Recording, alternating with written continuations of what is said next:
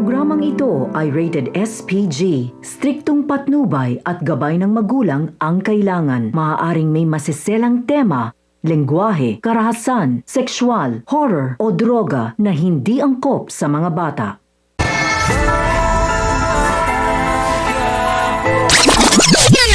Ang mga dapat nating abangan sa FPJ's Batang Quiapo.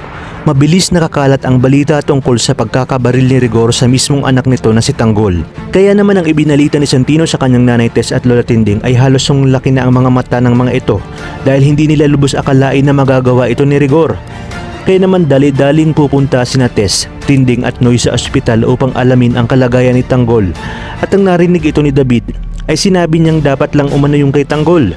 Kung kaya't nakatikim si David ng isang malakas na sampal kay Tinding at sinabi na manang-manang ito sa kanyang tatay Rigor at wala umano siyang pakialam kung magsumbong pa ito sa kanyang ama. Sa pagdating ni na Tess, Tinding at Noy sa lugar ay galit na sisigawan ni Tinding si Rigor dahil napakawalang hiya at walang awa umano nito. Sasabihin ni Rigor na dapat kay Tanggol yun dahil kriminal ito at nagbabalak pang tumakas, habang si Tess naman ay hindi na napigilang pagsalita ang si Rigor habang humahagulgulo ito.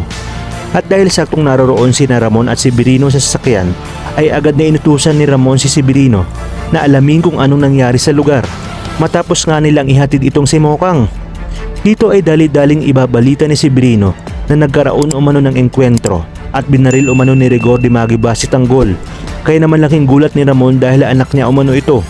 Sinabi ni si Birino na ibang Tanggol ang binaril ni Rigor at ito ay ang kanilang nakita sa hotel na kamukhang-kamukha ng kanyang boss Ramon. Kung kaya't dito tuluyang nakumpirma ni Ramon na tama ang kutob niya, lalo na nang malapitan niya itong sinilip mula sa sasakyan at tinawag itong Tanggol ni na Tess at Tinding.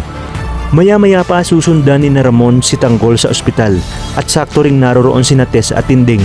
Dito na nga makukumpirma ni Ramon na si Tanggol na binaril ni Rigor ay ang kanyang tunay na anak at ang panganay ni Tess. Kung kaya't nanggagalaiti sa galit itong si Ramon dahil binilog ang kanyang ulo ni na Olga at David. Kaya naman dito matutunghayan natin ang paghihiganti ng galit na ama. Kaya naman mga kapamilya, kapit lang dahil marami pa tayong dapat abangan dito lang sa bagong paborito ng sambayanan, ang FPJ's Batang Quiapo.